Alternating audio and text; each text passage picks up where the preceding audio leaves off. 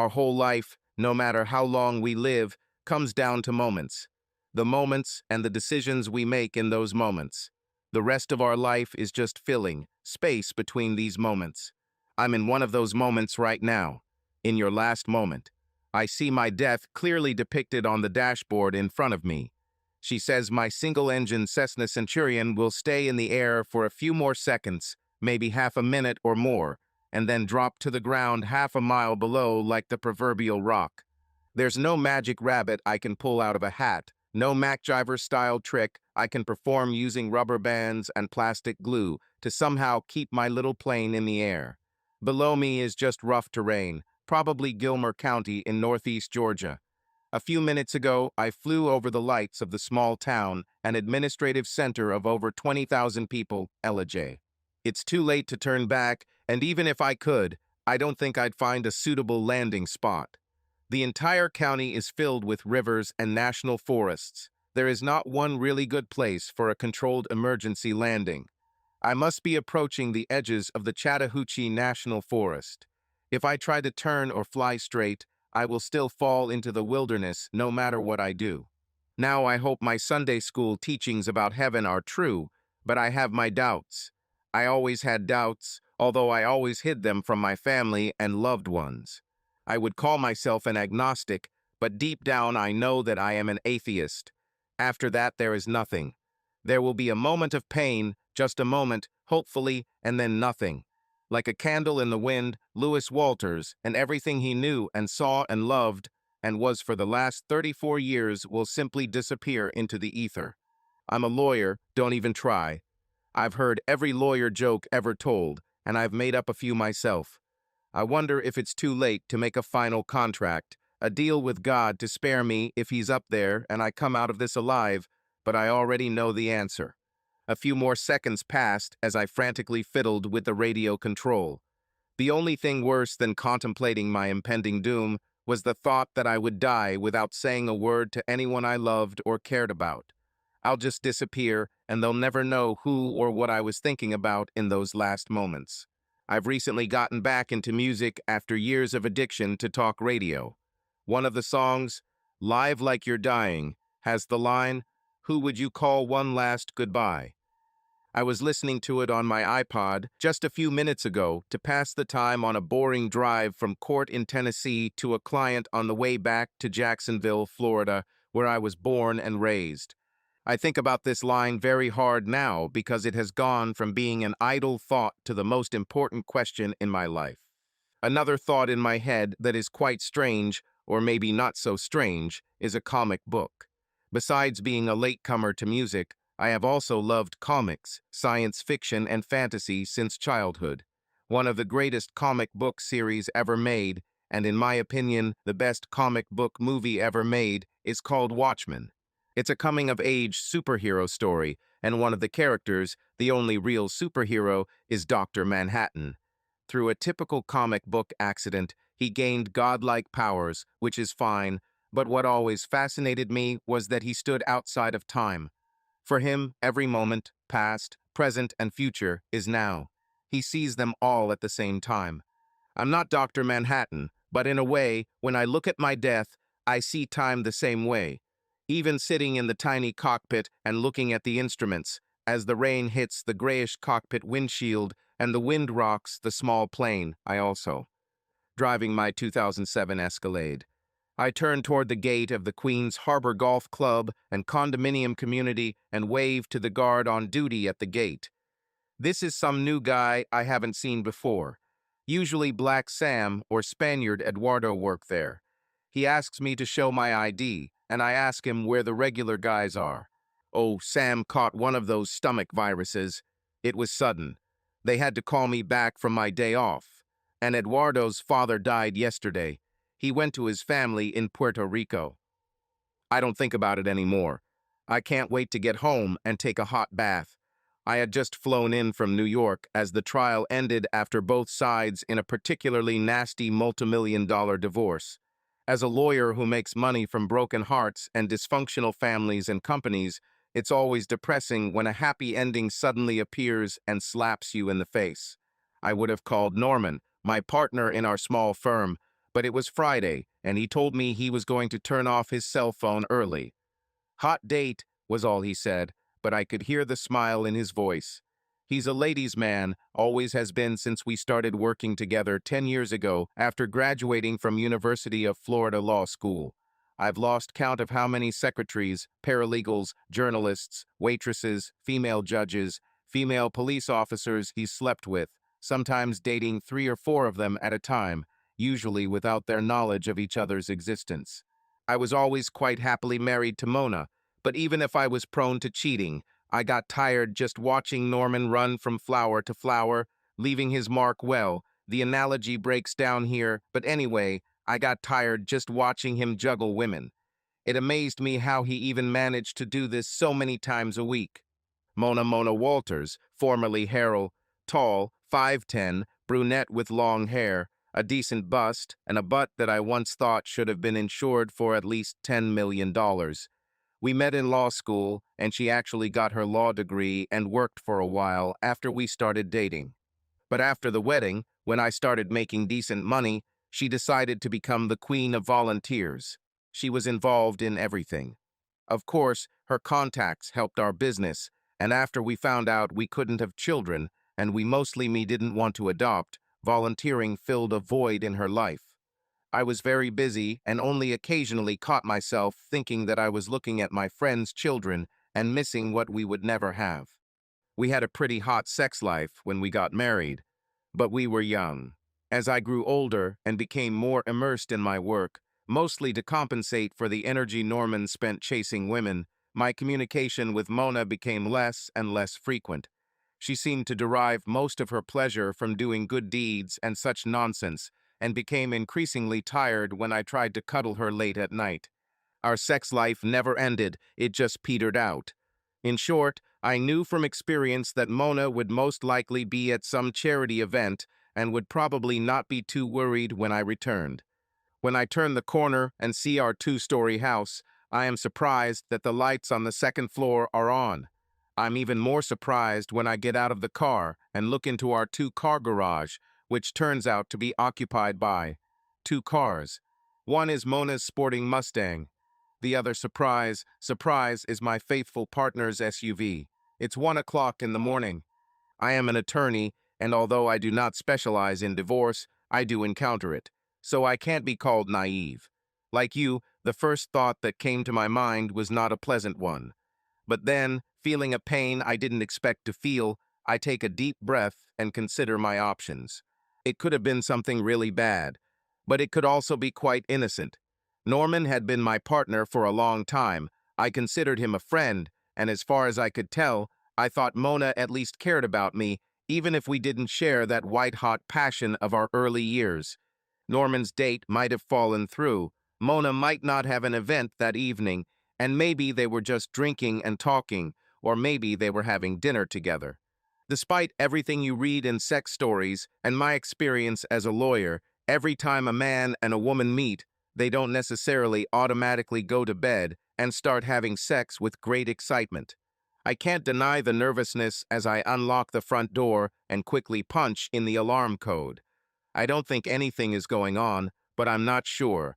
Even if it was innocent, the alarm going off would probably scare them both to death. I put my suitcase in the living room. The lights on the first floor are on, but that doesn't matter. We almost always leave it on. I wonder why they are not here in the living room, but we have a living room on the second floor where there is a stereo system and a large TV. I hear music from above. I almost turn around as I place my hand on the ladder to climb up. If something is going on, let's call a spade a spade. If my wife is upstairs having sex with my partner, do I want to know? If I left and came back tomorrow, I would still have the marriage and work partnership that made me rich and happy. If I learn something I don't want to know, then I'll have to do something and my life will change dramatically. I discovered that I hated change. I'm thinking about it some more. She has always been a good wife in many ways. Do I love her? I haven't thought about it for years. I think yes. This weird pain I feel in my stomach wouldn't be here if I didn't have some feelings for it. If she's cheating on me and it's just for sex, maybe I can spice up our relationship. Or I'll find some divorcee or secretary to drag me into bed and boost my ego in order to come to terms with her infidelity. I place my hand on the stairs again and begin to slowly climb. I'm not even sure why I'm going upstairs. It would be much more logical to just leave and keep your life as it is, but I still climb the stairs. Then I found myself on the second floor. On one side is the living room. The lights are on, but the music is coming from another room. Our bedroom. There's music playing there. And other sounds. I'm getting more and more sick. Probably ate something wrong on the flight home. It's like a scene from a stupid horror movie. You know how helpless teenagers run toward a maniac with a big knife, and you scream at them to run the other way, you stupid people, but they don't listen and run to their doom. I try to tell myself, don't open the door, don't open the door, don't open the door, but no, I open the door. Only the lamp on the bedside table by the window is on, casting a pale light on the scene in front of me. But that's enough, and I suddenly realize that I really love my unfaithful, cheating wife. It's true as they say, you don't know what you have until you lose it. I had a wife whom I loved, although I forgot about it. But now I don't have it anymore, and I never will. They don't look at me. They are too engrossed in what they are doing. Mona has her eyes closed, like she's in pain. Norman is looking at something on the ceiling, I think. They are naked on our bed, on my bed. It's like I turned on the sound and suddenly I heard their voices. Oh, oh, oh, God, honey, baby, harder, harder, so good. So corny. Why the hell can't people who have sex come up with something better? Then why the hell aren't you married to Norman, Mona? I say this in a calm tone, and it takes time for them to realize it. Now, I regret not bringing a video camera. The look on their faces when they realize what they've heard, and that I'm standing next to them would probably win me a $100,000 prize in America's funniest home video competition. Norman's mouth is simply open. Mona opens her eyes, turning to me, then closes them. It's priceless. Norman's movements stopped. Wanting to be polite, I say, it looks like I interrupted you. Go ahead and finish. When you're ready to talk, I'll be in the living room. You must know this place well, Norman, obviously. I stand there for a moment, and suddenly Mona pushes Norman back. She opens her eyes for a moment, looks at me with an expression that, after 10 years of marriage, I can't read, and rolls off the bed and runs to the bathroom. She walks into the bathroom, and I hear the door close, and then the sound of vomiting. What's wrong with her? Just seeing me, she immediately threw up. Now I understand that we had serious problems in our marriage, but this is an insult to injury. Norman leans back against the wall. Lou I mean you, Mona. I don't understand how you can charge $200 an hour with your public speaking skills, Norman. Lou, you know, that's not what it looks like. You might think, Norman, it looks like you have my wife with her active participation. He's desperately trying to pull himself together. I know it's stupid, Lou. I mean, it just happened. None of us wanted this to happen. We thought you would stay in New York, but my date fell through. Mona called and said her event was canceled. We were just going to have a couple glasses of wine, and we had too much to drink. And it's my fault, Lou. You know me, I'm an idiot when it comes to women, and Mona is so damn sexy. Blame me. Oh, I blame Norman. Believe me, I do. So this is the first time this has happened. This is the first time you two have betrayed me, so to speak. He's almost pathetic, so eager to feed me these lies. Oh yeah, boy. We, believe it or not, Lou, we're friends. I would never have set my sights on Mona if I hadn't been drunk and excited about a failed date. The sounds of vomiting have stopped, but there is silence from the bathroom. Mona, you seem to be doing better. Come out. We need to talk. Silence. I keep my tone calm and conversational, but I can't hide the hint of anger in my voice. Mona, if you don't get out of this damn bathroom in 5 goddamn seconds, I'll start breaking down the door, and even if I can't, I'll make such a damn noise that the police will be called, and pretty soon all your high-ranking friends will hear how you cheated on your husband with his partner. I give her 15 seconds, and then the door opens and she comes out. She found a robe, so she is no longer naked and doesn't have to hide her private parts from her husband. She walks carefully, as if through a minefield, until she reaches the bed, then realizes that Norman is still there, and almost falls when she steps back to sit on the chair next to the nightstand. She doesn't look me in the eye. Look at me. She keeps her head down. Look at me, you fucking cheater. Look at your faithful husband, bitch. She raises her head, and I understand that there are no tears. She's upset because I interrupted her sex and has probably already realized that our marriage is over, but she's not upset about what I did to me. Norman says this was the first time. It just happened because you were alone and started drinking. He says it's all his fault. She looks at him, and he clearly begs her to confirm his story. She shakes her head. She tells him, not me. Norman, don't be such a damn fool. He's an idiot, but not that stupid. He hurt us. Then she looks at me. We've been sleeping for a year now. Almost every time you left and every time you were busy in business, we could meet. I decided that this bitch will never see how much she tore my heart, how much she hurt me. I will leave with pride if nothing else, and I will make sure these cheaters never forget me. Why? She looks at me and smiles, and I realize that not only do I no longer love her, I hate her with burning rage. Just look at him, Lou. He's so much bigger than you, and he's truly a much better lover than you've ever been. You've probably noticed that I'm no longer interested in you. I really didn't need your clumsy attempts. And all our years of marriage meant absolutely nothing, Lou. Have you ever heard the old saying, "What have you done for me lately?" You weren't bad, not very good, but at least you tried when we got married. But for most of our marriage, you didn't even try. You are pathetic. You disgusted me. Norman starts saying something, and I say, "Shut up, Norman.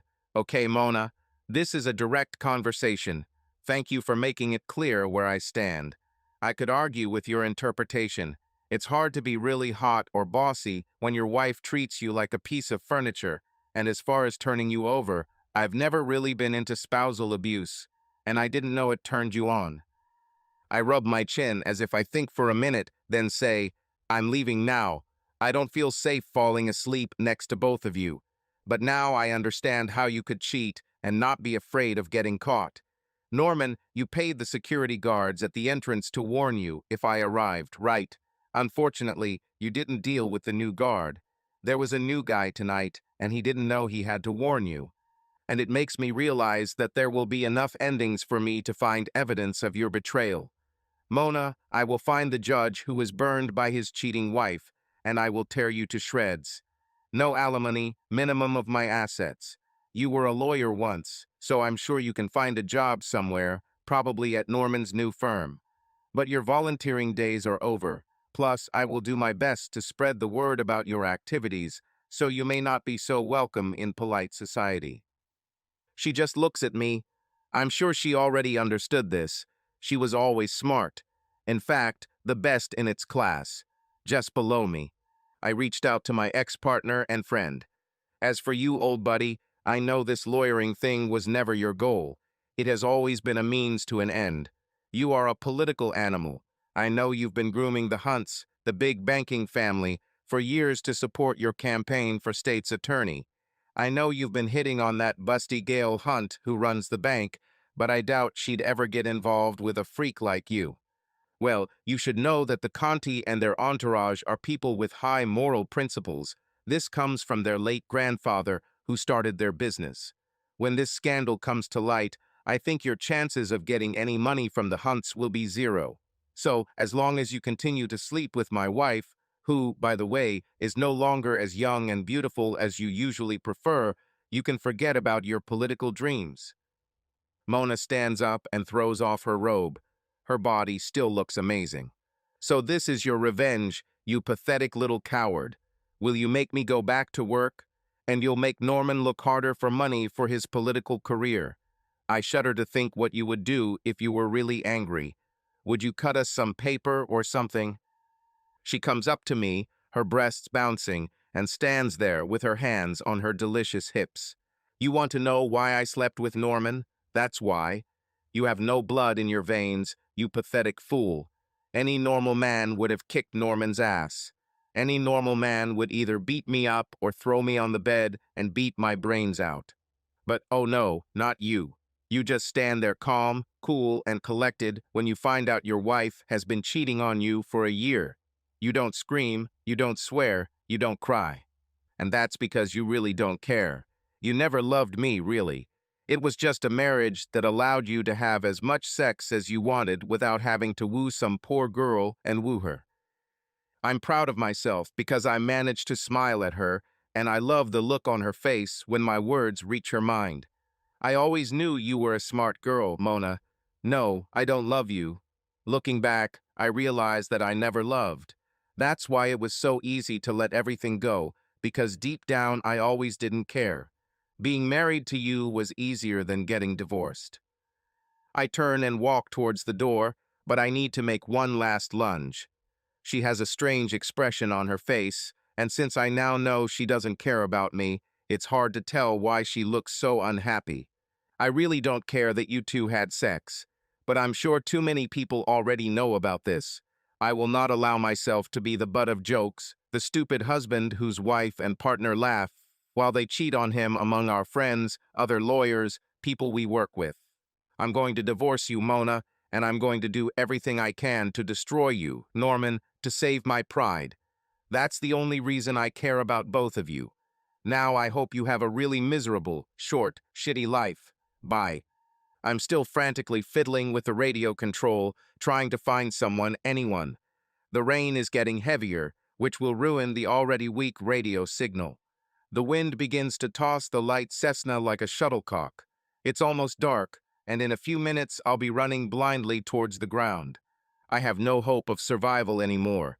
This is a tough little bird. Made in 1984, so it's a quarter of a century old, but it's been well maintained. But she is not strong enough to survive an unplanned encounter with the ground. Why the fuel gauge shows an empty tank in the middle of nowhere, I will never know. I hope Mom or Cindy, oh hell, she's not my wife, so she won't have a legal case. But Mom can sue the small private airfield company that serviced the Cessna and give them a forensic enema. Someone seriously screwed up. Either they didn't check the fuel gauge to make sure it wasn't reading a false full, causing it to drink air 400 miles from home, or they allowed debris into the fuel lines where it clogged and cut off fuel flow to the engine. I hope Mom enjoys a secure last few years of her life, both from my estate and from a major lawsuit against the airfield. I hope Cindy will forgive me for doing something as stupid as dying 2 weeks before our wedding. God, this is the worst. But all this will continue without me, and now it's all academic. The only thing that really matters, the only thing I can control, is the next few minutes or seconds and whether anyone will hear my last words. Time is changing again. I whisper to Ken Clavius, who imagines me in an endless struggle to rid myself of the presence of my ex-wife in my life. A year has passed. Divorces never last a year. What is she up to again? He purses his lips and smiles.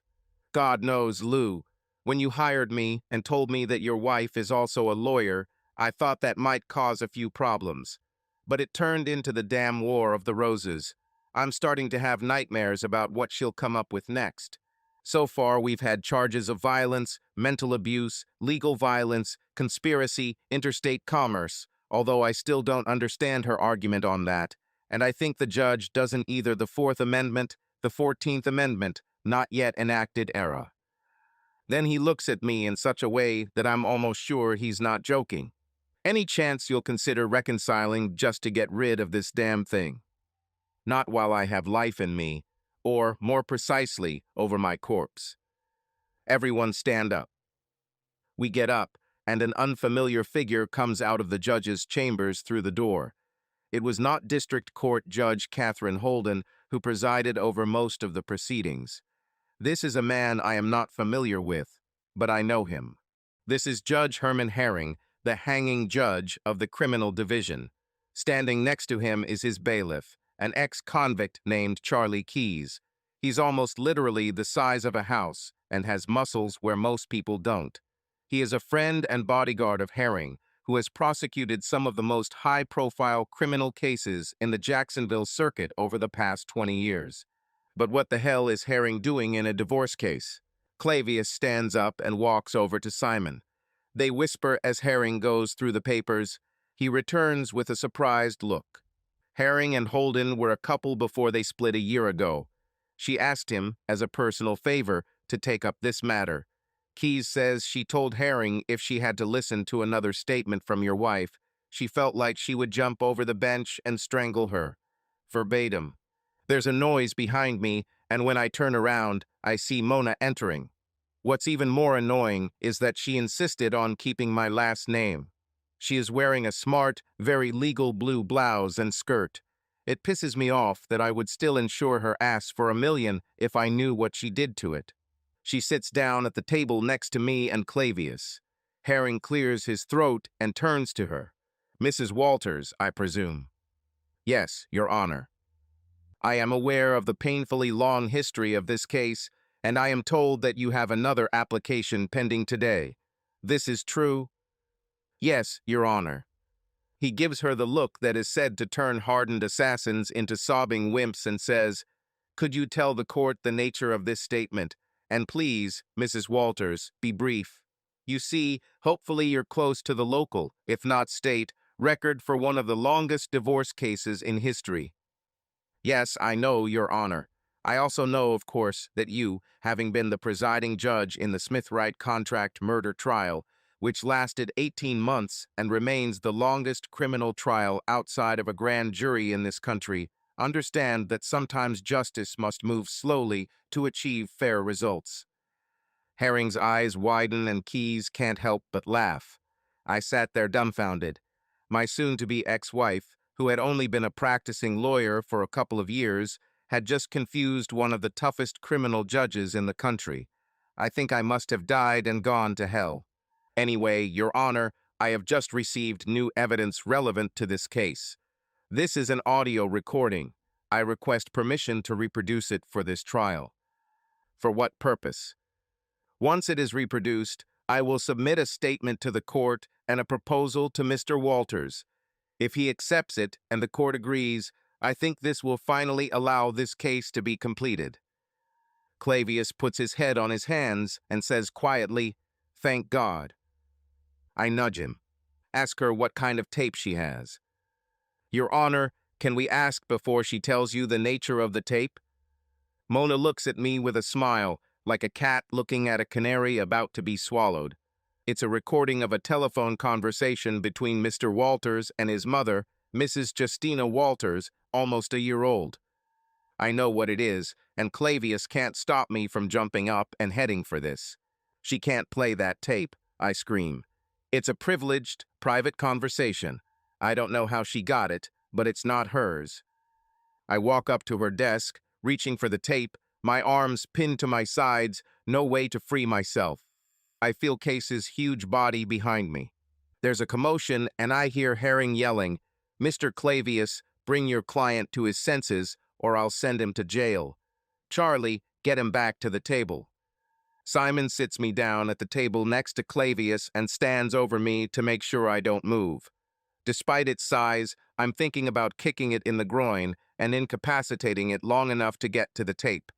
Holden asks Mona, do you have the legal authority to have possession of this tape, Mrs. Walters? She hands over the document. I have a signed and notarized statement from Mrs. Walters, who overheard and recorded the conversation, stating that she is providing the tape with her permission. As you know, Florida law allows a person to record a telephone conversation without the knowledge or consent of the other party. Good old mom. Let me see it, Herring says, but I interrupt him. Don't worry, Your Honor. I admit it's from my mother. Let her play the damn tape.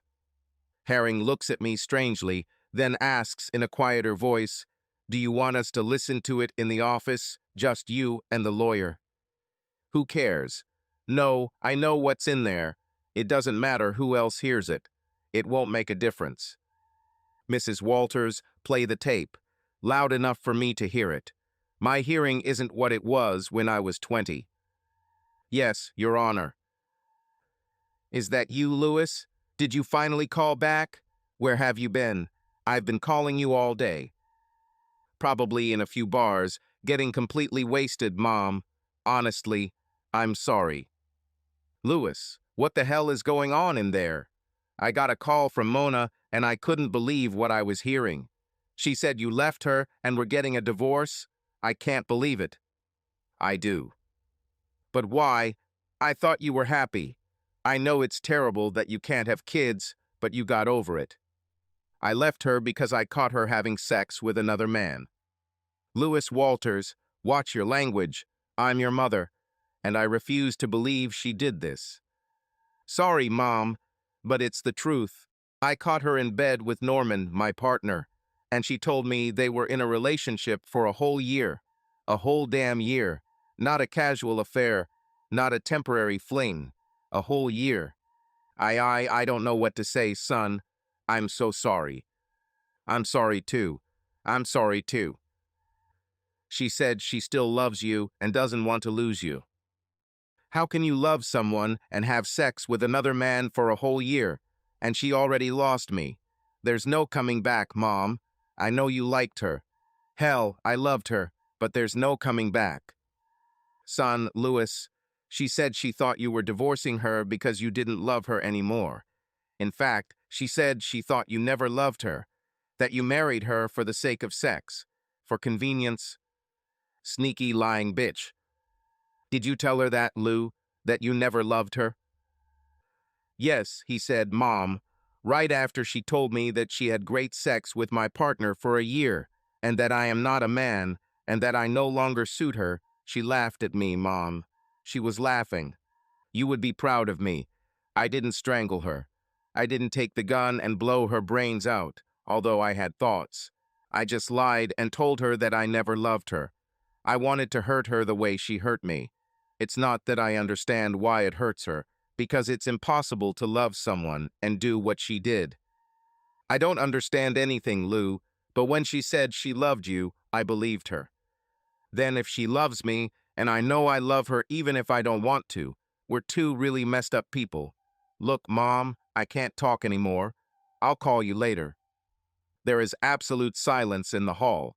I have never been in a completely silent courtroom. I've never been around so many people who tried so hard not to feel sorry for me. I feel like I want to crawl under the table and hold my breath until everything disappears. I want to hate my mother, but I understand why she did it. She was a mother, trying to the last to help her son. When I called her, the system automatically recorded the conversation. She picked up the phone after the recording started and continued recording our conversation. When she realized she had the recording, her motherly mind began to think of how she could use it to bring her two favorite people back together, despite themselves. I know she put off giving the tape to Mona because she knew it would hurt me. But when she realized that we would never be together again, she gave it to Mona. Nuclear bomb of divorce proceedings, but she won't be able to help me here. I force myself to look at Mona. I don't know what I expect to see. Celebration. Revenge. She proved she won. I loved her, but she clearly didn't care. Point for her. Big deal. I break the silence. Congratulations, Mona. If I haven't said it before, you're a damn better lawyer than I ever thought. Maybe you'll win today, maybe you'll get your ruling, whatever that means. Maybe you'll hang on for another 10 years. This is the case, but one thing will not change. I will never take you back. We will never be together again. She ignores me and talks to Herring. Your Honor, may I now submit my statement? Herring looks at his papers as if he is embarrassed by what he has heard. He was no doubt more used to hearing confessions of murder than this kind of romantic nonsense. Yes, continue. She gets up and walks over to the bench. Your Honor, I admit that I put forth every possible obstacle to prevent my husband from divorcing me. I was probably wasting the court's time and resources, but I was fighting for something very dear to me, for the man I love and for the chance to have a life with him again. Without further details, as the record suggests, I engaged in a year-long affair with another man. I have no excuse for this, although I had reasons.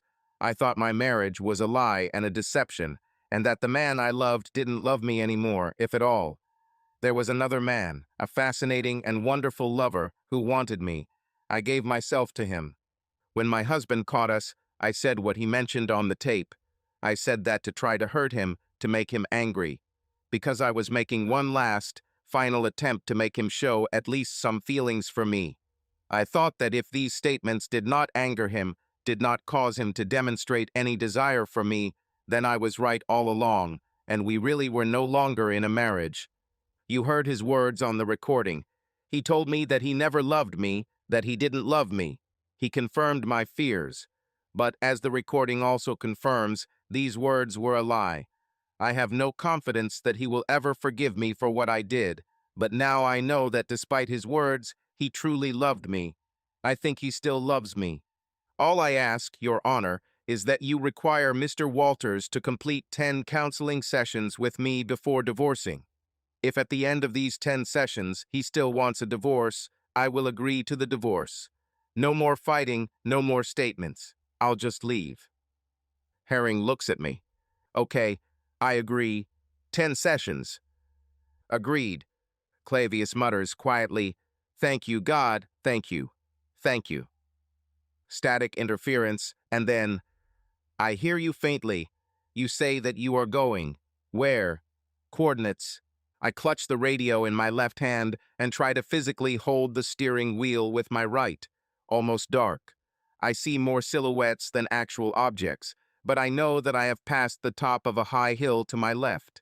My speed is still over 90 miles per hour, even though I've kept the throttle down to keep the wings level. I see what appear to be trees below, so close I can almost see their tops. Maybe 50-75 feet below. I imagine what it would be like to hit those trees at 90 miles per hour in my Escalade, and this Centurion is not nearly as tough as my Escalade. All that will remain of the plane and me are small pieces scattered everywhere. I have a slightly better chance of surviving a fall from this height than from a half mile, but the downside is that when the gas runs out, I only have a few seconds. Not a minute, but just a few seconds. About 30 miles south-southeast of Alleyway, just entered the Chattahoochee Forest. I'm Lou Walters from Jacksonville. Got it? 30 miles south-southeast of Alleyway. Waters. No time. Write this down, please. Speak. In the next seconds, I look deep inside myself, where the truth usually hides from you. I just don't have time to lie to myself. I understand what the truth is and say a few words that I think I can say. There's a cracking sound, and then the single engine stops, and all you can hear is the howling of the wind and the sound of heavy rain hitting the windshield of the cabin, and then the family consultant is a woman. Dr. Marilyn Myers of Family Counseling Services, an independent firm under contract with the Duval County Family Court. She's tall, blonde, and looks a bit like the attractive, but evil cheerleading coach from that TV show Glee. Always wondered why she never got romantic roles. She's tall, beautiful, sexy, and has lips to die for. But she never gets those damn roles, only funny ones. Maybe she's so damn good that guys are scared. Dr. Myers isn't that sexy, but for a woman who must be in her late 50s, she's pretty damn good. I mentally undress her with my eyes to kill time while she continues to talk. Mr. Walters, may I have your opinion? Myers sounds slightly annoyed. I think she has a right to this. I was not the best test subject for these 6 sessions. Sorry, Dr. Myers. I got distracted. I hope you don't mind. I was actually thinking about how hot you are. Never asked, but are you married? Her eyes widen, and I'm sure she doesn't hear that phrase often from the couples she counsels. Mona sits up straight in her comfortable leather chair next to me and looks at me with hatred. If looks could kill. Mr. Mr. Walters, this is, unfortunately, completely inappropriate. Thank you for the compliment, but let's get back to. I have to ask, if you are married, is your husband older or younger than you? Alive and well, or a typical older man? She frowns, and then for a moment there is a smile that she clearly hates. Mr. Walters, enough please. You don't think I know what you're doing. This is just another cheap trick to piss off your wife and score points in this ongoing battle you've been fighting since the moment you walked in here. In fact, it is you who are leading. Mrs. Walters appears, and I believe her, to be making a good faith attempt to try to save your marriage, or, if that is not possible, at least return the relationship to friendship. You, on the other hand. Her voice fades then. Let's try again, please, Mr. Walters. And by the way, yes, I'm married. My husband is the coach of the Lehigh Commodores football team, and he's very strong, very big, and very, very energetic. I swear to God, she turns in her chair and moves her legs in her relatively modest skirt so that I can see the seductive look at her nylon legs, licks her lips, and then looks at the papers in front of her. Mona looks like she's eating a lemon. I love it. We discussed your wife's feelings after you learned that she could not bear you children and refused to consider adoption, that you somehow blamed her for this shortcoming in your marriage, and that your sex life had become a place where you took your frustrations out on her. I think we're talking about passive-aggressive revenge. You just pulled away from her. Do you think there's any truth to her opinion?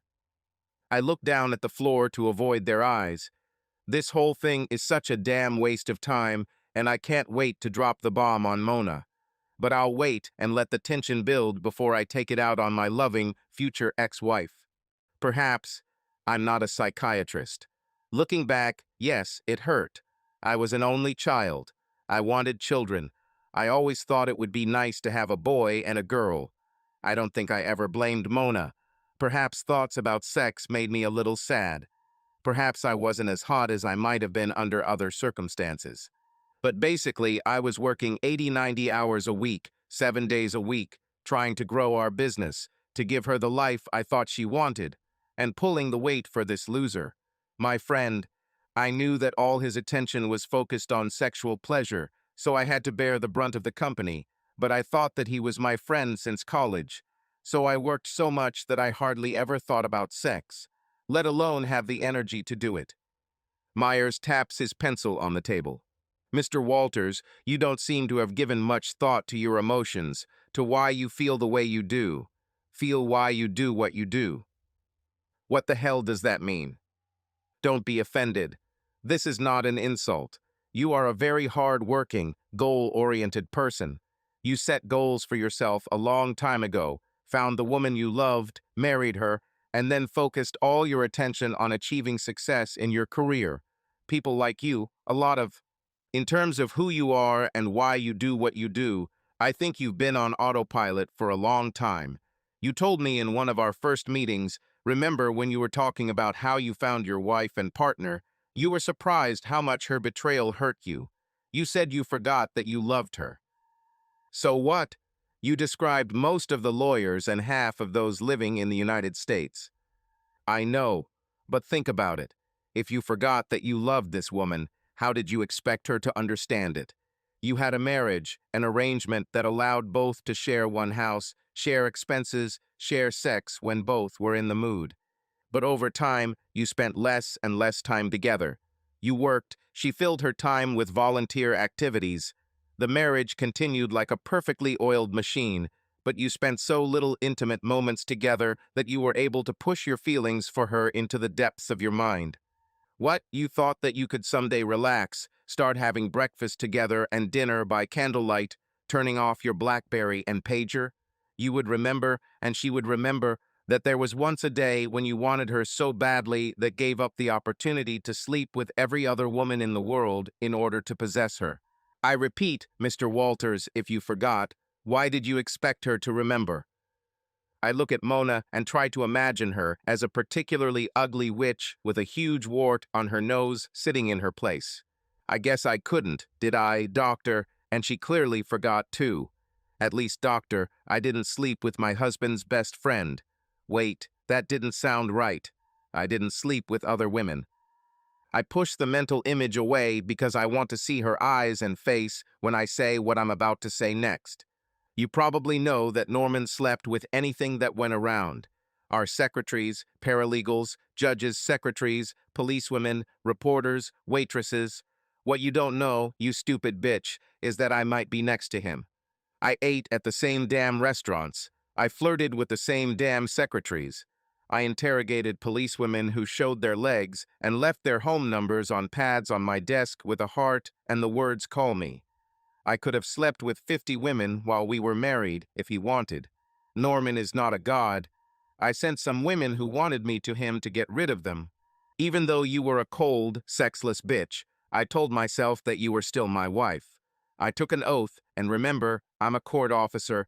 I take oaths seriously. You're a lawyer. You know all about oaths and contracts and about what they mean. But you threw your vow and your honor into the toilet when you started having my partner. She looked at me carefully. Her eyes were fixed on mine. It was as if she was trying to evaluate the veracity of my words. She closes her eyes, and I can't believe the tears start streaming down her face. I was literally speechless. I can't remember the last time I saw her cry. Certainly not since she tore my heart out that night with Norman. Why now? Why now, you stupid bitch? I want to scream at her. Why now, when everything is lost, when you have destroyed everything? Why are you showing any human emotions now? I cannot wait anymore. I'll go crazy. I'll make a fool of myself if I don't say what I wanted to say this whole session. I stand up, catching them both off guard. Dr. Myers, I know this is unorthodox, but I need to do and say something. I will continue these sessions as ordered by the court, but there is something I want you and my wife to know. I think it will shed new light on what we're doing here. She gives me a warning look, but nods her head. I walk to the door of her office and go out into the reception area. She's sitting there. I sign to her, and she gets up and walks towards me. I kiss her and smell her perfume, and the day gets better. We head back to Myers' office. She looks at us like I've grown a second head. Mona just stares, her expression unintelligible. Dr. Myers, Mona, this is Cindy Matthews. Cindy puts one slender hand on mine and says in her soft southern accent, Carter, honey. Now Cindy Carter. I scolded myself. I had to remember. Sorry, Cindy Carter. Matthews was her last name after marriage. She just got divorced. I turn it slightly so Mona can see it better.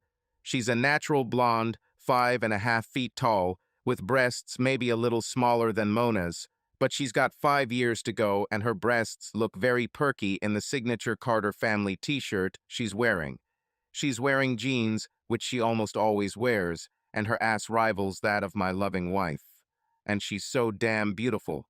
I want to spin her around in front of Mona to rub her nose with the fact that I moved on. You're right, Mr. Walters. This is extremely unorthodox. Who is Miss Carter, and why did you bring her here? I told you that I would follow the court order and attend 10 sessions, but I think it's only fair to update you and Mona on developments that relate to what we're doing here. Mona knows. I said she was smart. The whole point of these sessions is to determine if it's possible for Mona and I to get back together. I've told her over and over again that it won't happen, but for some twisted reason she doesn't believe me. Well, believe it, Mona. I've been dating Cindy for a month now. We've become very serious and very attached to each other. I know it's only a short period of time, but the chances of a real commitment are there, and I want to explore this possibility. Let Cindy tell you how she feels. Cindy looks at Mona, and sadness appears on her beautiful face. Mrs. Walters, I argued with Lou about doing this. I told him it was cruel and unnecessary, but he finally convinced me that you deserve the truth. I'm not here to hurt you. Trust me, I know where you are right now. I got divorced 6 months ago. He was a real jerk. He only married me for my parents' money. They own Carter Paving, which is a big paving company here in Jacksonville. But even being a jerk, I still had feelings for him. It took me 2 years to finally break free. I wasn't looking for your husband, and he wasn't trying to pick me up. Andy, my ex, started harassing me again, and I went to court to get help from my brother-in-law Lyle. He's a volunteer there, but he wasn't there that day. And I got lost, I admit. Then I saw Lou at the elevators. He looked like he was there for a reason, and I just asked him to help me find the right office. He was so kind that when I finished and walked out, I saw him at the snack counter. I stopped to thank him again, and we started talking, and we've seen each other almost every night since then. She blushes. I mean, every night, all night. It sounds terrible, but there was an instant connection between us. I didn't wanted to have a physical relationship with a married man, but he convinced me that it was over between you two. Now she is turning crimson red. I know it hurts you, but you should know this. I think I love him, or I might love him. I know I can't get enough of him in bed. I feel like I was 17, and I never thought that I'll feel it again after Andy. He's so damn good in bed. I can't imagine I can't imagine you giving up on him for another man. Mona just looks at her, then at me. You could be playing me, Lou. You're so smart. She could be the cheap bitch you hired to play your girlfriend, so I'll stop going to these sessions. Check it out, Mona. Use detectives. Her parents are Richard and Ricky Carter, and they own a big paving company on the west side. They're millionaires, and she can take advantage of their money. Her brother is a real estate developer, quite famous. Her son-in-law, Lyle, in addition to volunteering on the court, teaches at Jacksonville University. There are many ways to check it. She's not a fake, and I don't have enough money to pay her for lying about it. Mona looks at me and Cindy with hatred. So you found some bimbo willing to fuck you. Big deal. You're just doing this to get me. You love me, not her. Cindy takes a step towards Mona, and I grab her hand to hold her back. I met her parents and family, and they all told me she was fired. I believe. I don't want a cat fight to break out. Or maybe I do, but I don't think Myers will be happy with it. Cindy stops, then gently removes my hand and looks down at Mona. I didn't believe him when he told me what a bitch you were. I thought he was just being bitter, but he was right. I don't understand how he put up with you for so long, and maybe you're right. Maybe he still loves Andy for a long time after I decided to free myself from him. But Lou will be on top of me tonight, and I will be on top of him. And if I can make him love me instead of you, you damn well better believe that. I will do it. She turns around, kisses me, and leaves the office. Myers just sits there with a look of surprise on his face. As you might expect, the rest of the session turns out to be incredibly unproductive. There are many humiliating things that can happen to you in this life, but one of the most humiliating, as I have learned from personal experience, is surviving when you fully expect to die. I make myself as comfortable as I can with a broken right arm, a broken right collarbone, a broken right leg, a removed spleen, a bruised heart, 3 broken ribs, a concussion, and a broken nose. I woke up at Shands Medical Center in Jacksonville, where I was taken when the rescue team found my nearly complete centurion nose down in the mud on the shore of a small lake on the edge of the Chattahoochee National Forest. I come to my senses when I am transported to a private patient ward, we read, for paying patients from the air ambulance.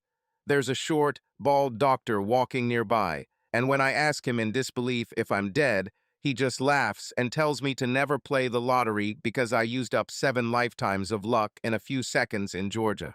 Over the next 2 days, the world dissolves into a kaleidoscope of needles and bustling nurses and flashing familiar faces as I drift in and out of consciousness, sometimes because of what they're injecting me with, sometimes because of the needs of my body. I think my mother was there. I can't believe it, but I think I even saw Myers accompanied by her big shadow. I vaguely understand what is happening to me and what happened. I remember a flight from Tennessee that ended in North Georgia. It comes back to me in flashes of sight and sound, sometimes silent pictures and sometimes sounds that I cannot relate to the images. I remember, in pieces, how I felt knowing I was going to die. I remember how scared I was right before the end. I didn't want to leave like a candle in the wind. And I remember how strangely calm I was in the final seconds, hearing the crack and crunch as the centurion burst through the tree branches towards the ground. I don't remember the most important thing, the only thing that would make me truly regret that I didn't die in those moments. This will come back to me later. I began to suspect that something strange was happening in the first few days as I drifted in and out of consciousness. Sometimes I look up and see a nurse or a couple of nurses looking at me with the strangest expression on their face. I can't figure out what it is, and it's bothering me.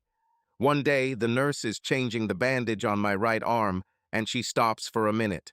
I look in her direction and see her hands resting on my right arm and shoulder, and she has tears in her eyes. What the hell? I don't know her, and I know for sure that she doesn't know me. Norman had a few nurses, and I met a few through him, but she wasn't one of them, and she's too old anyway. She must be under 50. I would say something, but I don't know what to say. She simply wipes her tears, finishes her work, and leaves. But before she leaves the IQ, where I'm still in, she turns around and gives me that weird look again. 3 days after I was brought in, my mother entered the private ward where I was transferred. She hugs me, fusses and cries, and then cries again. I tell her it's okay. She shouldn't cry anymore. And then, damn it, she bursts into tears again. When I ask her where Cindy is and why my fiancé didn't come to see me, she just sighs, bursts into tears, and runs out of the room. When I call Cindy on her cell phone and then at home, the call goes to voicemail. I leave dozens of messages. There are no answers. I'm starting to think I've entered some strange dimension and found myself in the Twilight Zone, a world where I'm a tragic hero and not a cunning lawyer who was lucky to escape death. The same short, bald doctor appears in my room with newspapers, which he places on the table next to my bed. I look at them, puzzled. There was no TV in my room, and I wasn't conscious long enough to miss it. I haven't been watching the news, although I'm starting to come back to the real world and wonder what happened while I was unconscious and what the reaction was to my little adventure. I'm looking at the guy I nicknamed Baldy after the character he would have played in Snow White and the Seven Dwarfs. He doesn't have the same starry look that the nurses have, but he's still weird. Then it dawns on me. They really looked at me with loving eyes. Finally, I can name this expression. They looked at me the way teenagers look at rock idols. I'm starting to get scared. Have I really entered the Twilight Zone? I could pretend that a couple of looks could be misinterpreted, but every damn woman in the hospital was looking at me like that. I start to piece together the fragments of memories and everything starts to come together. I somehow became a romantic hero. The nearly middle-aged, blonde, 6-foot man with less than classically defined features, no major movie roles, top 10 music hits, or Super Bowl rings, gets looks from women that he's never gotten in his life. I never even dreamed that a woman would look at me like that. I'm getting scared, I tell Baldy. What's going on here? He looks at me, and I recognize this look, although I have never seen such a combination before. This is pity and envy. A truly strange and disturbing combination, as you will soon discover if you are ever unlucky enough to be the recipient of it. You do not remember? Did I forget something important that happened before I left Tennessee? Something that happened along the way? It can't be something that happened after the crash, can it? There is something. I can almost remember it. What am I trying to remember? He points to the newspapers on the table next to my bed. I look at him questioningly, but he just points at the newspapers and gives me that look again. I reach out with my left hand and take the top newspaper. This is the Florida Times-Union. I check the date. It is dated last Wednesday. Today is Friday. The accident occurred on Monday evening. I scan the first page, reading from top left to bottom right, as always. The headline and photos in the upper left corner of the newspaper catch my attention. I saw an archival photo of myself from an article about my trial a few years ago, and there is a photo of Mona at some social event. She's wearing something revealing and tight, and she looks sexy. She's smiling at someone, not for me, but it's a warm smile. There is a huge headline across the entire top of the newspaper. Heck, war announcements don't get that big of headlines. I love you. I always have loved you. I will always love you. The newspaper falls from my suddenly numb fingers.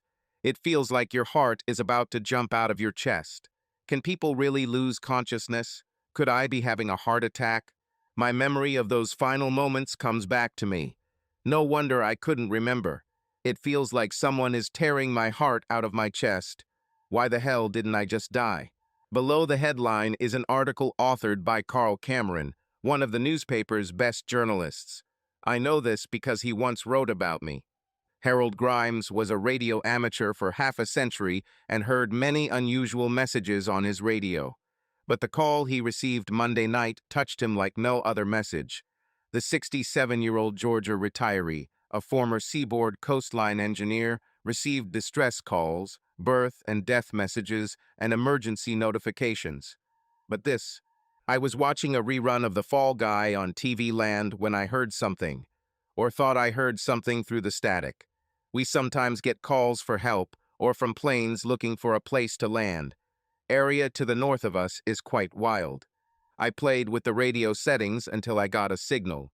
It was a man, he was screaming. I could make out enough to understand that he was in a private plane and was falling somewhere in the north. It was a bad night, wind and rain, and there were few landing spots. He told me his name was Lewis. Walters, I thought, although I later found out it was Walters. I tried to get the coordinates to help someone find him, but he wouldn't waste his time. He said he didn't have time and asked me to write down his words. He said he had a few seconds left. He seemed desperate. Grimes spoke calmly during the interview. Now he stops, and when he continues, his voice drops to almost a whisper. I wrote down his words without thinking about what he was saying to me. There were just a few words. He said, "Mona, I love you. Always have. Always will. Should have forgiven you. I'm sorry." He stopped talking, and I waited a few seconds, and then asked, Mr. Walters, is there anything else you want to notify?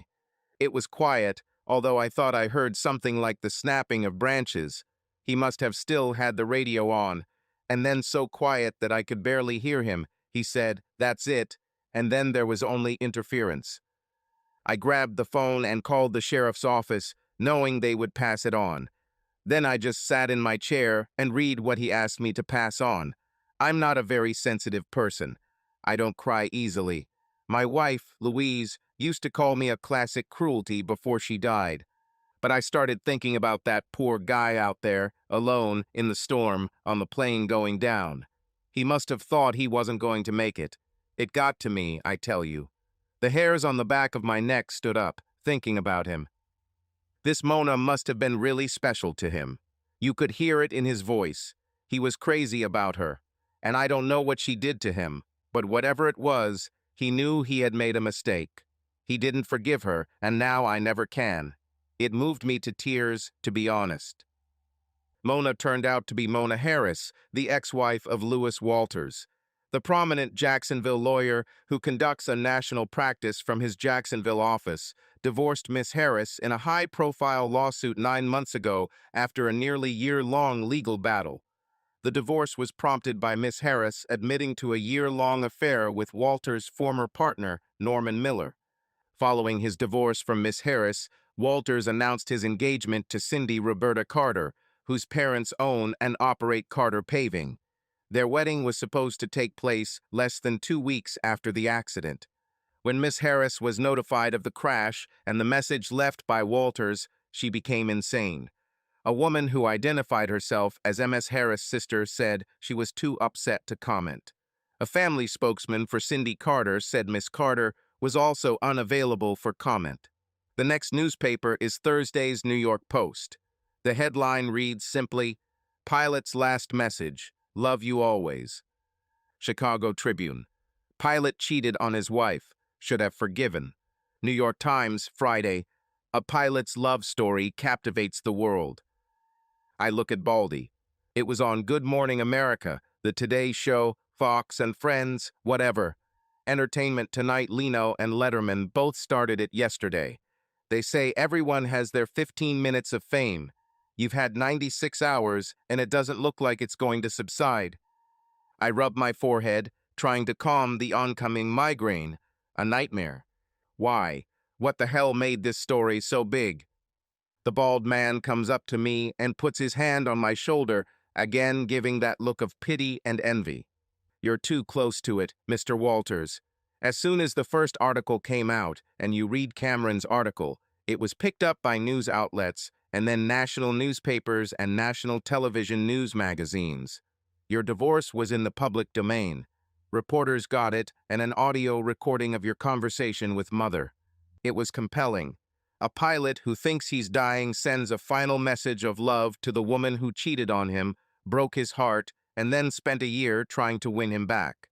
There were quotes from the trial where you said you'd never take her back. And then, when you thought you were dying, you said you should have.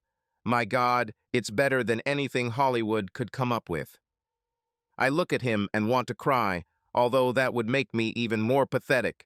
So everyone in the civilized world knows the intimate details of my personal life, knows that I was a damn weakling who couldn't satisfy his wife and cried when she left him.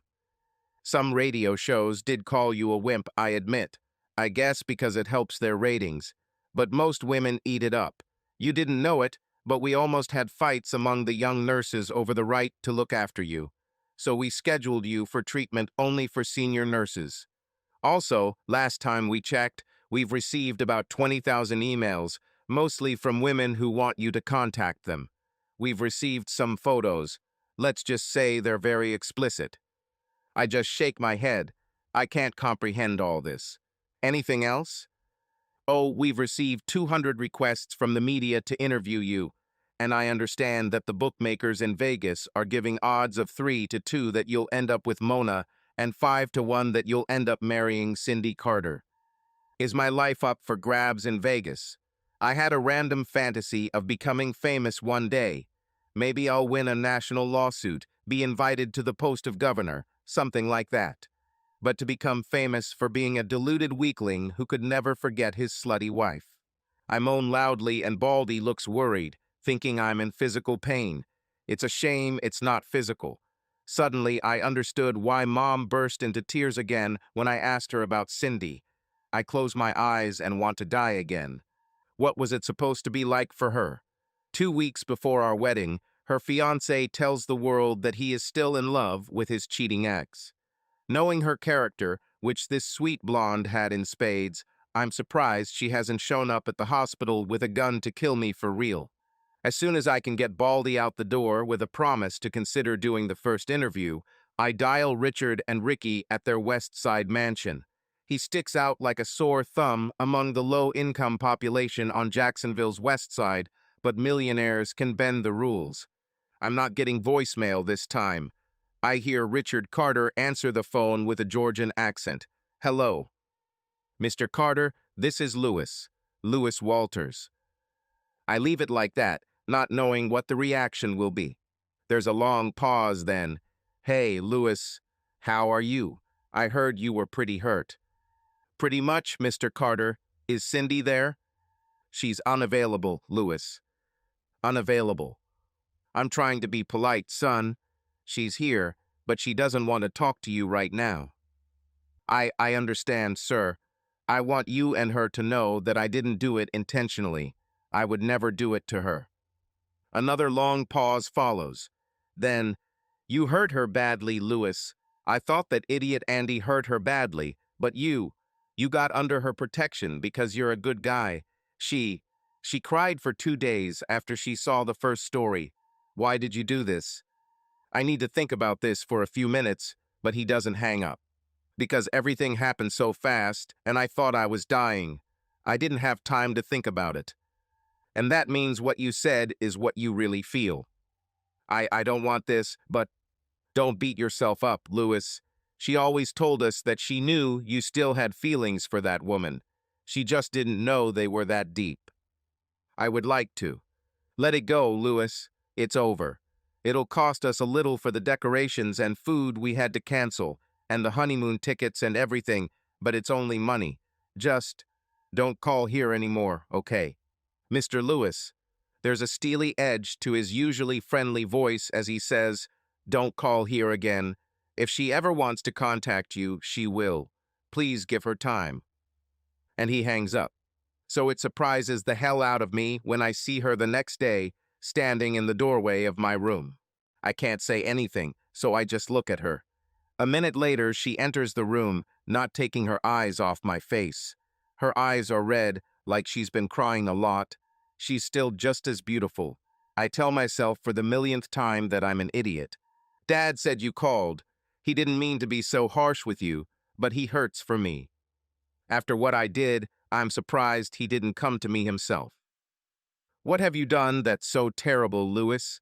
Except tell the truth to the world and to yourself. You still love your ex-wife. That's not a crime. I shouldn't, and I'm not sure I do. I think I went crazy for a few minutes. She sits next to me and takes my hand.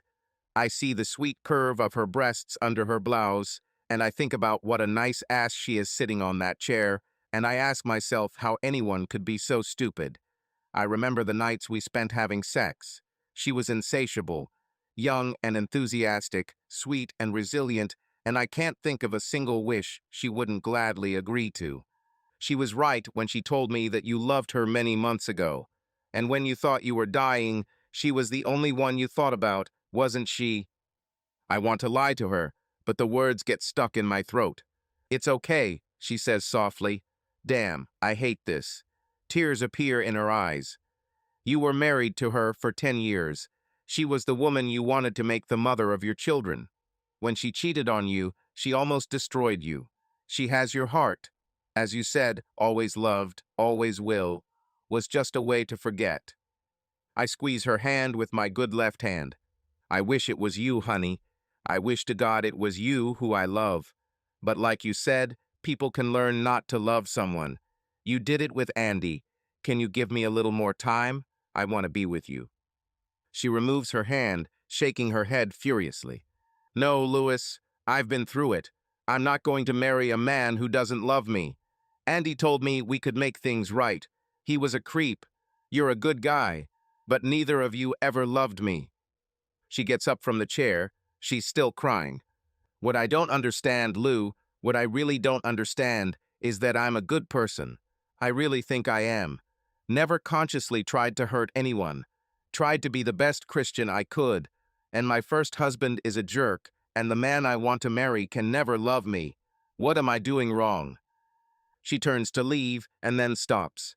It wasn't a good year for the Carter sisters. Do you remember my sister Diana? You met her and her husband Lyle at a family party in Palatka. While you were in the hospital, all hell broke loose. Lila left her and is going to file for divorce. We found out that this stupid bitch has been sleeping with another man for years, a guy she dated before Lyle came to town. I remember them. They seemed like a good couple. Although if I had to guess who was cheating on who, I'd put my money on Lyle. He was one of those guys who looked too good. Why are girls who treat guys like crap, cheat on them, hurt them, make them choke, and no one wants good girls? I don't know, baby. Find a good guy and ask him. I understand that there is a lot of this around, but seriously, you just got unlucky. There are a million guys who would make a good boyfriend or husband and would jump at the opportunity to be with you. You are wonderful. Don't put yourself down. You just need to get out there and start looking again. She looks at me again. She nods and says, I could do that. I will have many chances. What? For the first time since she entered my room, a smile bloomed on her face. In the 4 days since the first story about you and Mona was published, in which I was mentioned and a photo of me was published, I have received about 4,000 letters from guys wanting to console me. My mom keeps telling me that I should start answering some of them. Do you think I should? And for the first time, I see that there may be something good in this media storm that has engulfed my life. Time passes. I give dozens of interviews and try not to repeat my answers. I was paid a fair amount of money for a series of interviews and the rights to my story for a TV movie, which allows me to pay the hospital generously enough for them to tell the story. And then, of course, she comes back into my life. I was waiting for her. She's like another shoe that's always ready to drop.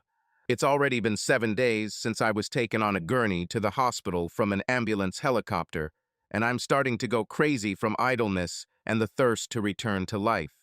I notice that when I watch the midday news, the nurses are fussing more than usual. She then appears in the doorway, tall as always, with a new hairstyle that I don't remember, reminiscent of the 17th century fashion at the court of Louis Roman XIV, with lots of curls. She looks almost 6 feet tall in heels. She's wearing a turtleneck, which is fashionable and practical since it's about 40 degrees Fahrenheit outside.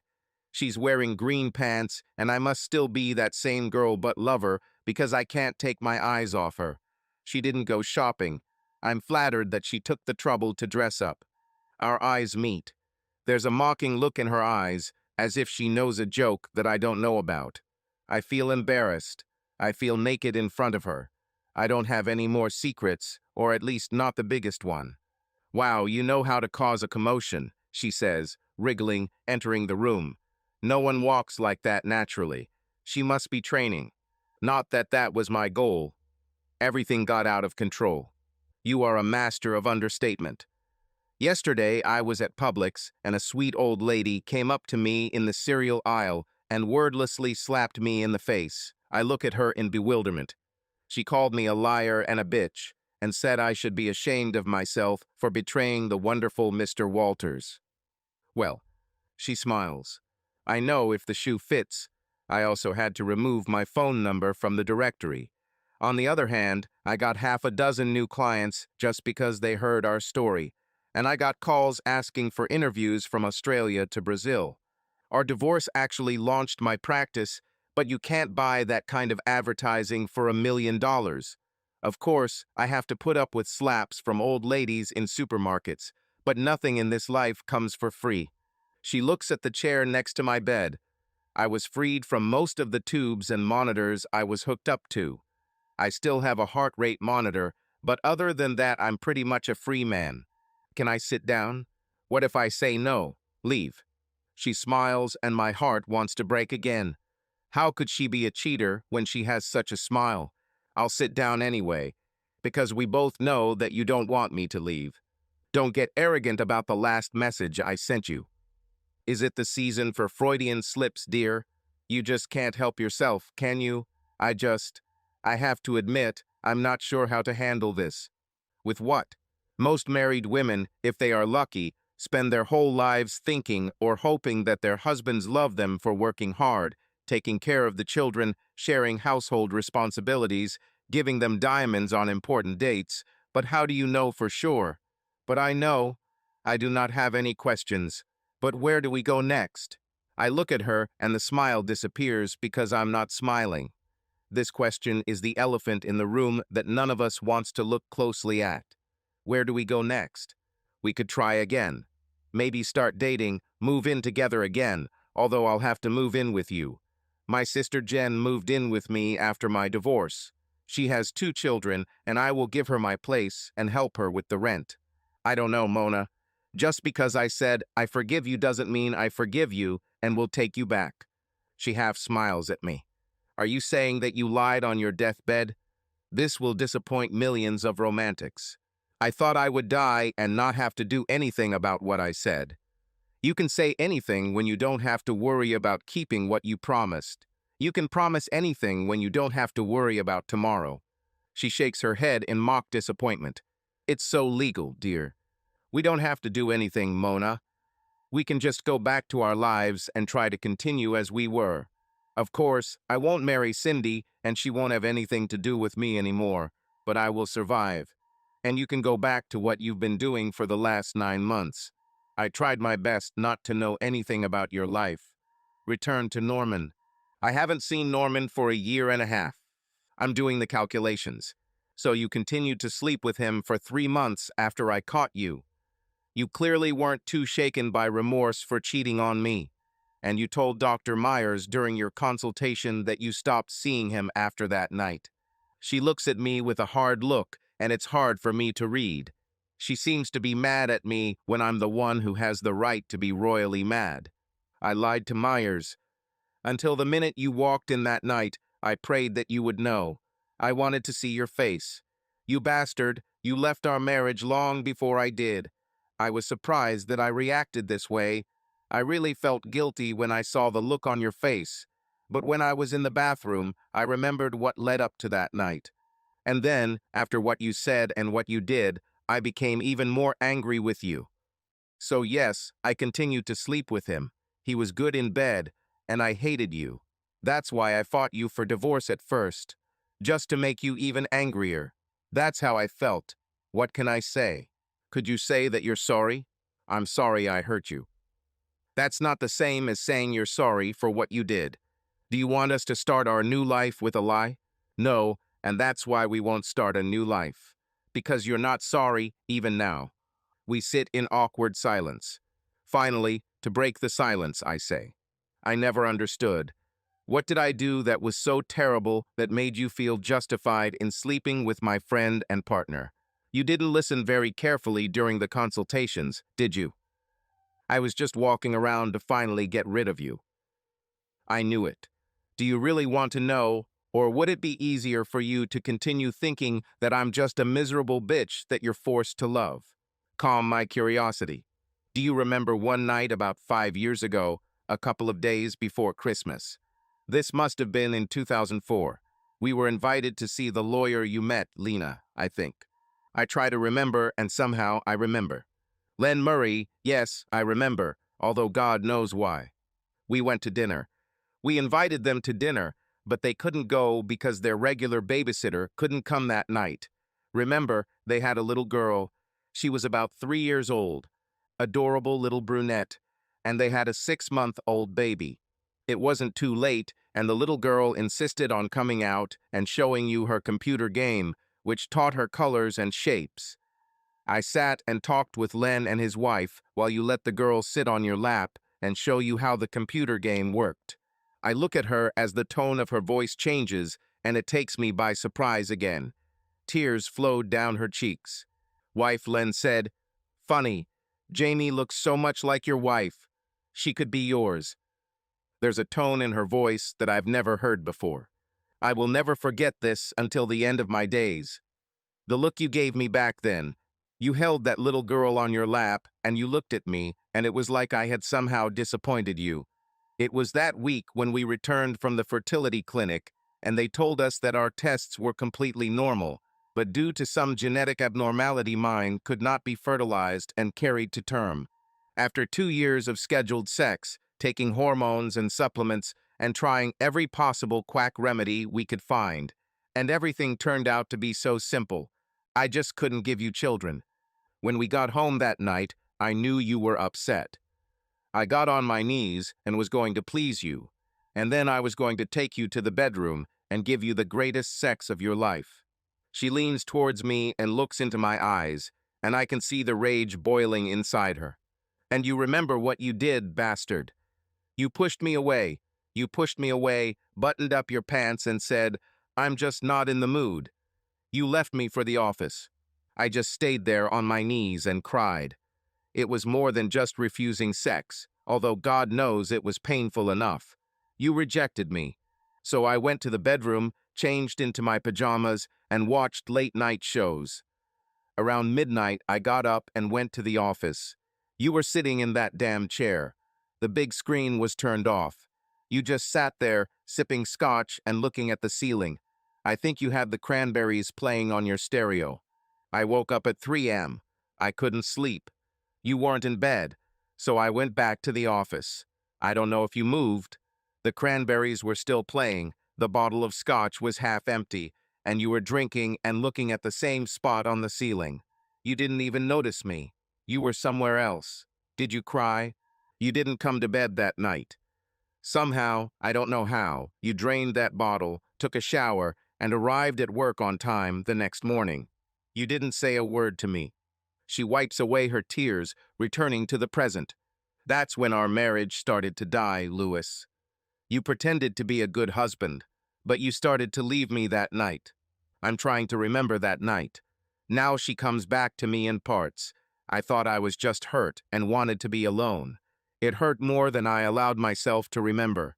Maybe it has something to do with the fact that I was an only child. I never thought, and still don't, how she must have felt when I went out drinking and trying to numb the pain that night. It was the night when I fully realized that we would not have little dark-haired boys or girls bearing our characteristics that we could pamper and create dreams for. Friends kindly offered to adopt. Sorry, but this would never work for me. It would be just the two of us, growing old together, watching our friends' children become school children, then high school students, and give their parents grandchildren. For now, we would be alone. I was very drunk that night, but I think it was the worst night of my life until I walked in and saw Mona and Norman. It was the night I lost hope for the future and realized that what I had was all I would ever have. She interrupts my thoughts. And you want to know another reason why I liked sleeping with Norm? Why not? Hit me hard. Because he never, it seems to me, in his entire life thought about having children with someone. For him, they simply do not exist. Women are not mothers, they're just for sex. And I liked it. When I was with him, I did not for a second feel that I was disappointing him, that I could not make him happy. All he wanted to do was sex. I can understand that. Maybe that's why our sex life came to naught, because every time it reminded us of what we would never have. But why Norm? Why a friend? You are a beautiful woman.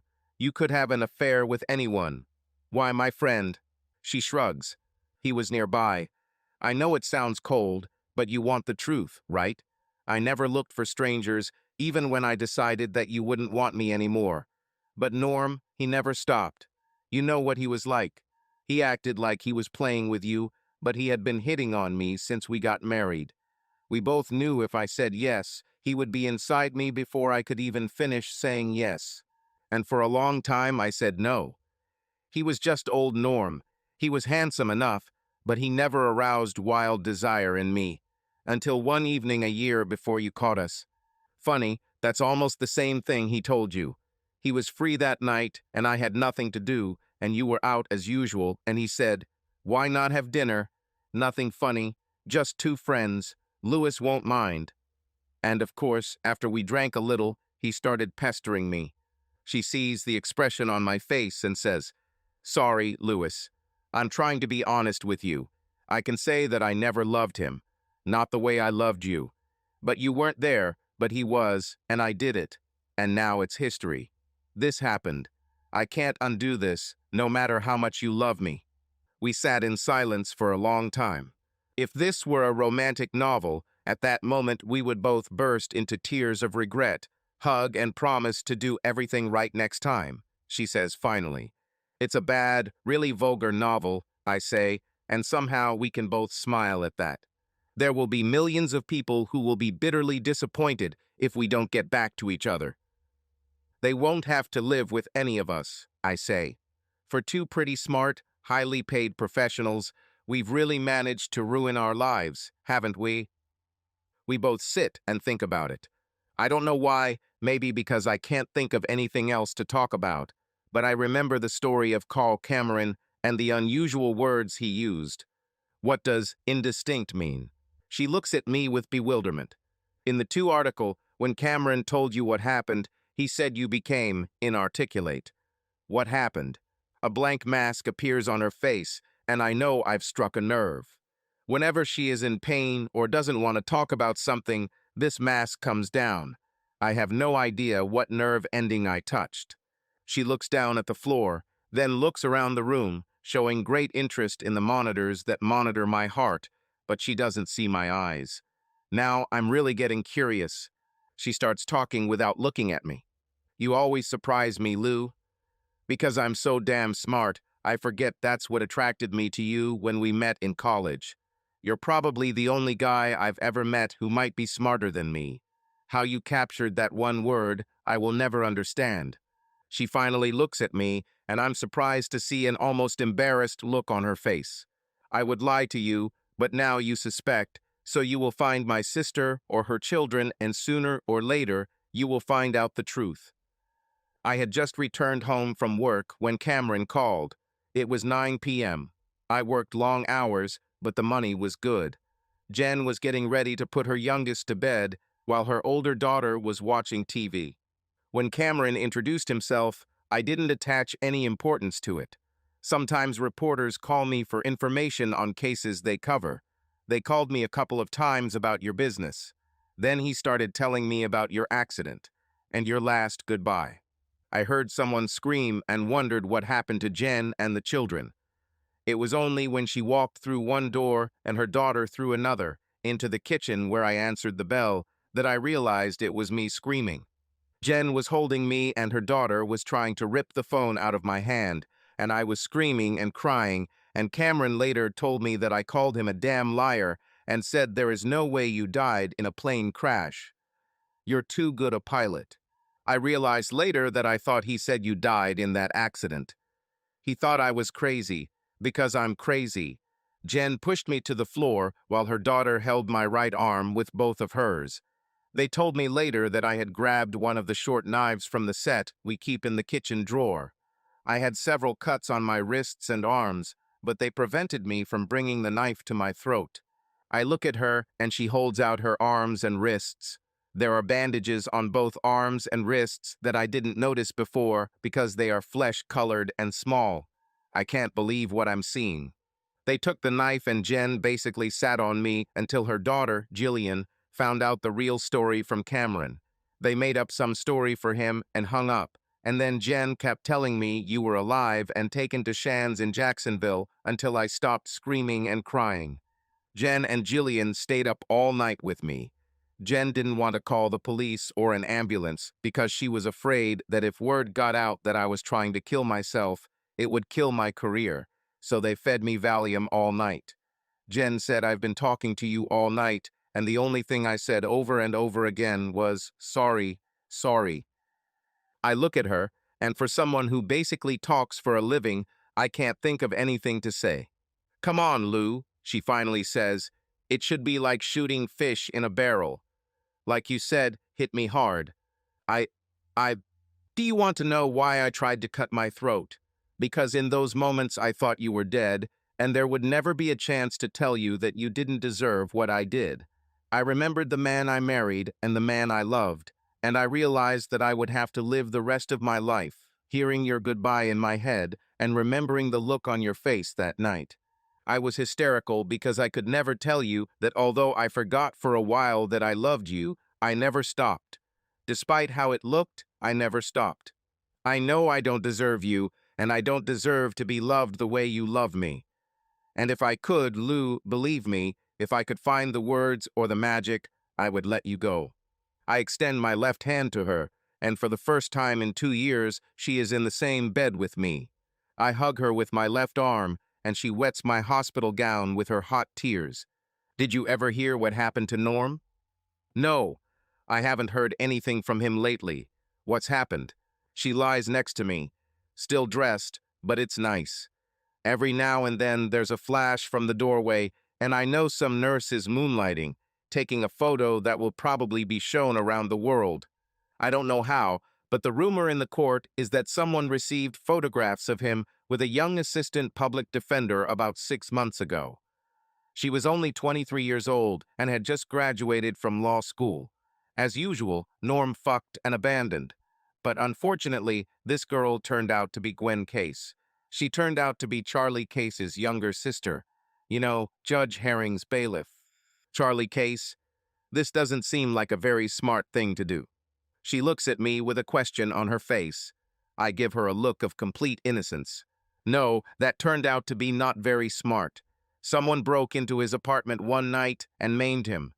Norm was in the hospital for a month, and when he was released, he disappeared the next day.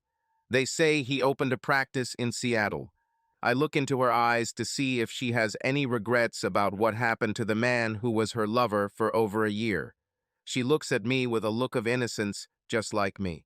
The funny thing is that 2 street people gave the police a description of a huge guy that seems to match the description of Charlie as the one they saw entering Norm's building 2 hours before the police received an anonymous call that Norm was beaten. That doesn't sound good to Charlie.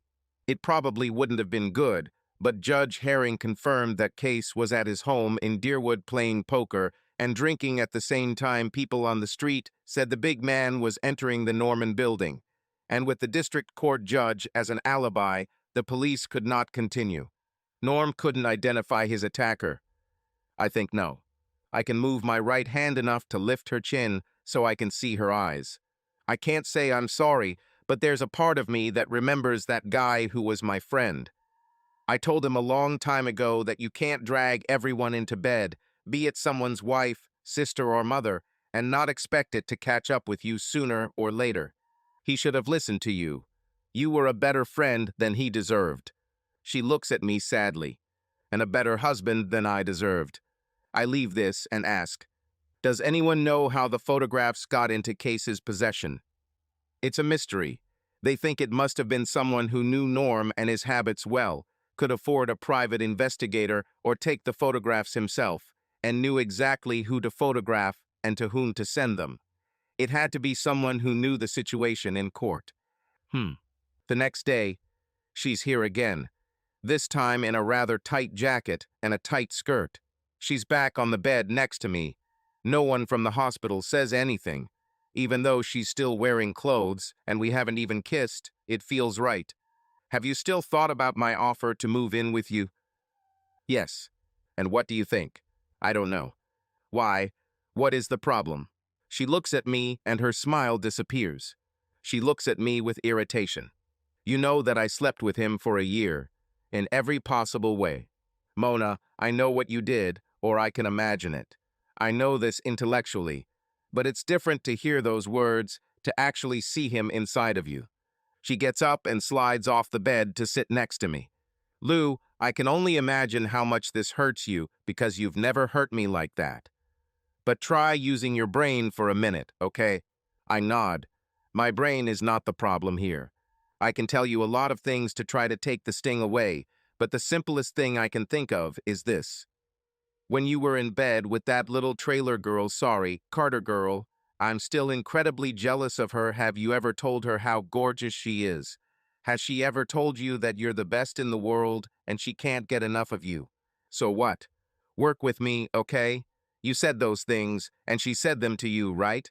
Well, that's what I did with Norm. It's simple sex talk, pillow talk.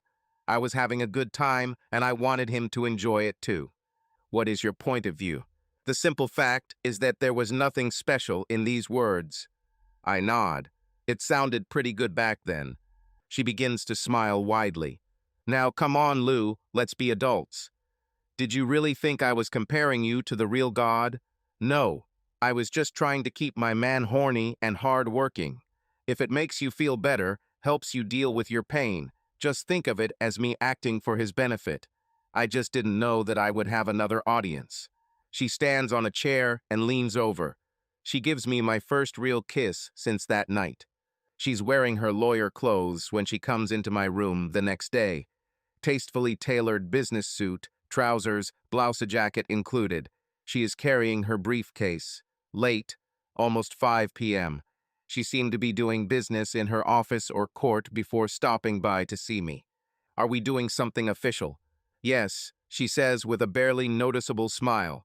Despite myself, I'm starting to get excited. I wonder if I've developed a taste for attractive women in business suits. She opens her briefcase and pulls out a stack of legal documents. Seriously, what is this? She hands me the top document. It's a binding contract that requires me to provide her with a sample of my sperm, with a 6-figure penalty for failure to comply. What? I can't speak. I've been thinking about this ever since I got that phone call, Liu. I take this very seriously. I want you to sign these papers. Today, in fact. If not, I don't think we can get back together. In fact, I don't think I'll come back here. Are you giving me an ultimatum? Essentially, yes. What game are you playing now? You know I won't sign this. Look at other documents.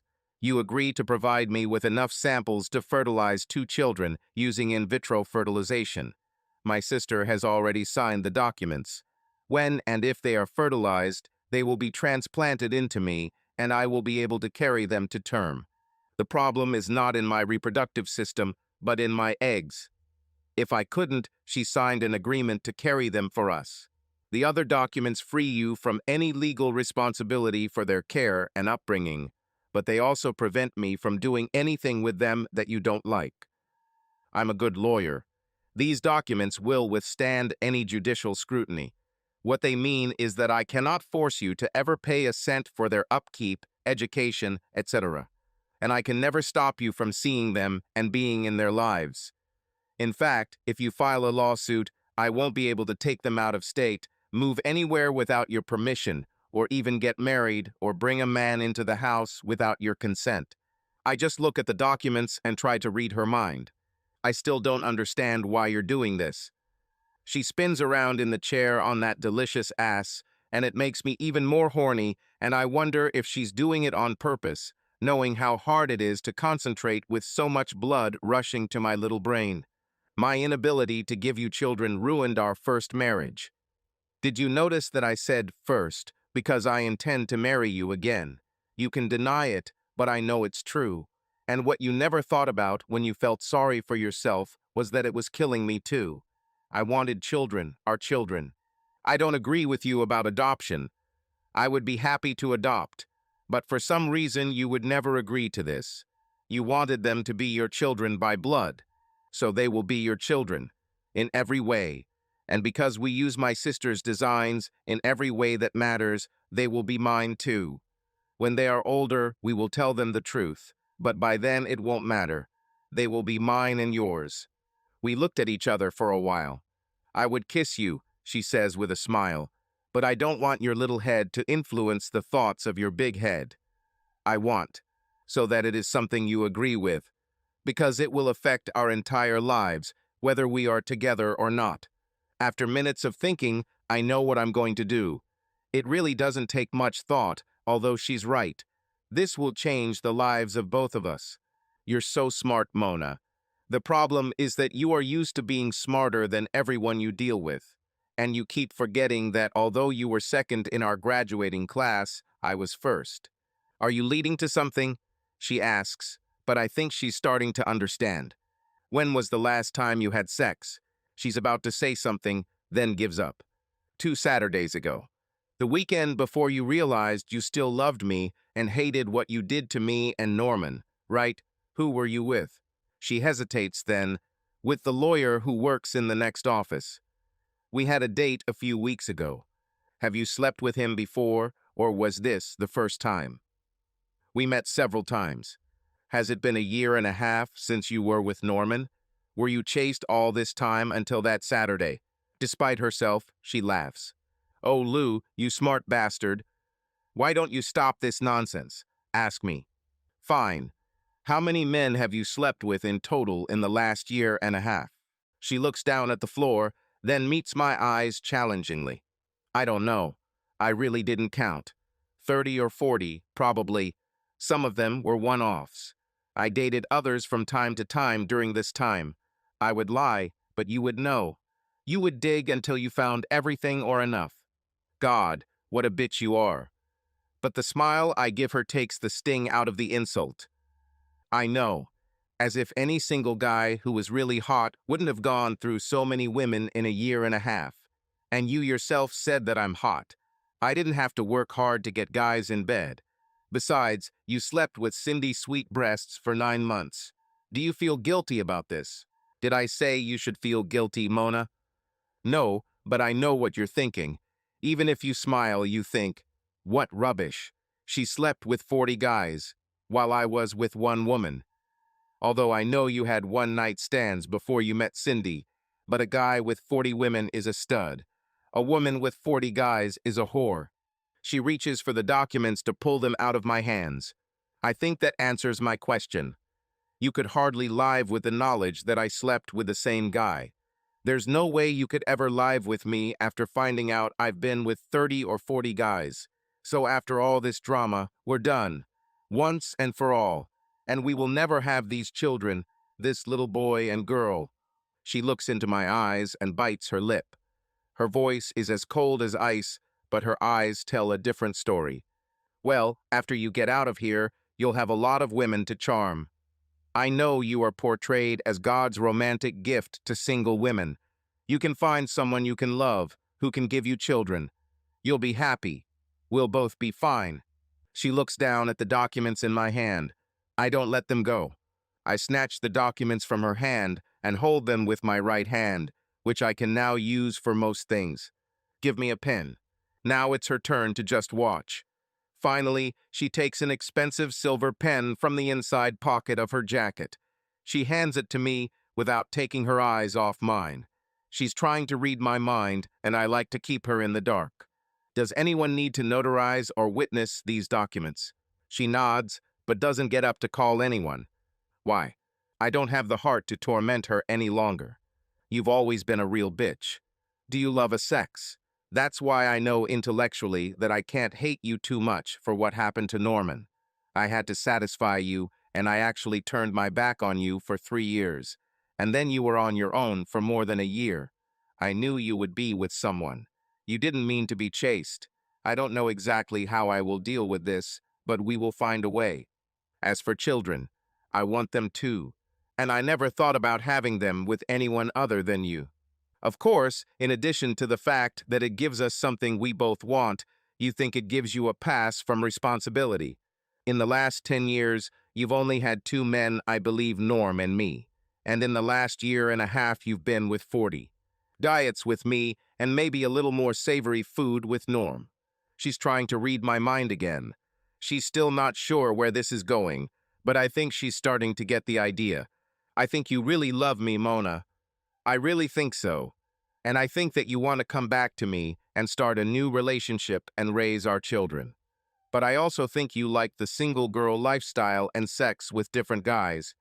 And I know that in the back of your mind, you think that if we have these children, I will love them. And if you make a few mistakes, have a little fun, and get caught again, I won't want to leave you, because children will be in our lives, and I will be tied to you with chains that I don't want to break. She shakes her head. You son of a bitch. Why do you have to be so smart? Blame my mom and dad. If you understand all this, then why? Why agree to this? Do you love me that much? You could have children with any woman. I extend my left hand and pull her onto the bed. With my right hand, I grab her head and pull her in for a long, long kiss. I let her go, and she sat back down on the chair. Her lipstick is smeared, her blouse and jacket are wrinkled. She is still the most beautiful woman I have ever seen. Yes, I think so, and I want children, and you didn't think your plan through. You see, chains will bind me to you, but they will also tie you to me. You will fall in love with our children. I know you well enough, and you may cheat on me, but you will cheat on these children that you fought so hard to bring into this world. You will love me more, not less, when you become a mother and we become a family. I'm willing to bet that you'll love me and them and us enough to give up casual sex. I think you'll have me in bed thinking about the other guys you've had over the last year and a half, but I think you'll eventually settle down with me and our kids. This is the bet I'm willing to make for us and for them. She takes my left hand in hers. Do you remember I said that I don't deserve you? I don't deserve to be loved the way you love me. It's still true. You just got lucky. She pats me lightly on the cheek. But you are terribly selfish. I pull her towards me and stop talking.